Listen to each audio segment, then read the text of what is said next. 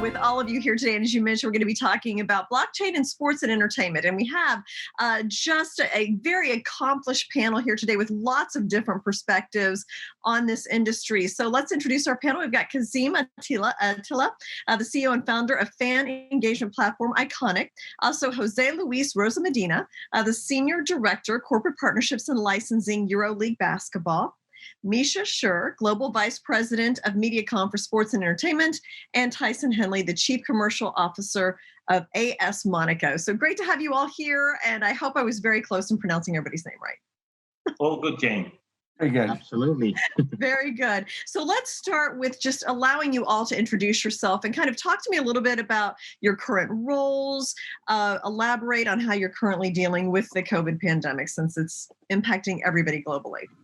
You want to start, Tyson? I think the COVID, obviously, I think the whole world, both business and private, has been challenged in the last few months. The way we as a club and as teams within the club have managed it, very simply, is to simplify how we work, to communicate more intensely internally through mechanisms like this, but also very importantly, if you like, put the commercial and marketing hats on, to commercialize and discuss with the commercial side of the club and the partners we have. We don't just have take the money and sit back in good and bad times. We have a philosophy where we have partnerships and we honor that. So I think keeping a good dialogue with the partners and the commercial partners during this period, one, to show that we were there, and I think two, to talk with them on the challenge they had as businesses, because every business has had its challenge. So Kazim, would you like to weigh in?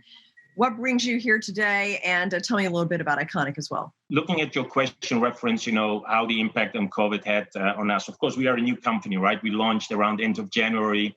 We started announcing partnerships in February, very proudly, with the likes of, of course, the EuroLeague Basketball, AS Monaco, Olympique Marseille, and of course, Drone Champions League, etc. Our strategic partners with the likes of Mediacom and many others.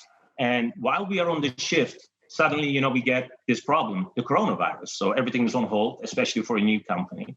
It had definitely, clearly and sadly, a big impact, on everyone, as Tyson already said, and especially as well on the sports and entertainment world, right? It was like on hold. And, we have seen the shift towards digital consumption of sports and entertainment in a totally different way. As you can see with the live, with the football matches that are played now, there are new technologies are putting in the stadium to make an impact, for the fan base that are, watching it from home.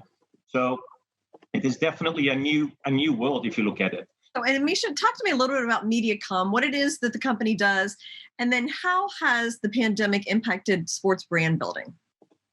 Yeah. So at the core, Mediacom is one of the biggest media advertising communication businesses in the world. So, and as an extent, we are a sport and entertainment business that sits alongside that.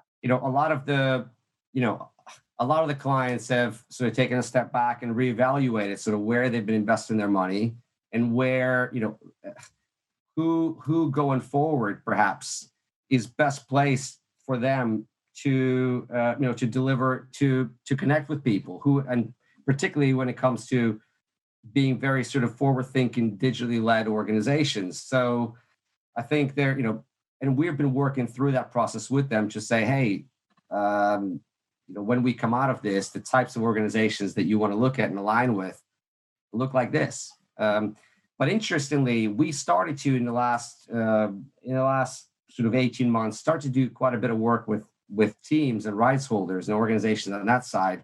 And that business has really accelerated for us through this process because now every single team, league, federation realize that they have to quickly sort of get on this digital transformation journey. And Jose, let's bring you in here. So talk to me about basketball. It's an indoor sport for the most part. I mean, how has the pandemic impacted that? Has that been more negatively impacted than other sports, would you say? I think it absolutely played a big role. So in our case, suspension, what started out to be a suspension, became a cancellation of the league. So we actually missed about 25% of the games this year. So that was quite a sad moment for us, an unprecedented time for us during the COVID. I believe sports has always been immune to any type of crisis, or at least we were lucky enough to be immune to any type of crisis. So, even 2008 or 2013 were, double-digit growth years for us. But this is a time truly where you're forced to change, right? I think we all agree this is a rapidly changing industry, and it's going to be interesting, if nothing else. So I really appreciate your time and being so generous with your expertise today. And it was great to hear from you. Thank you, Misha and Kazim and Jose and Tyson for joining us. And I'm Jane King in New York.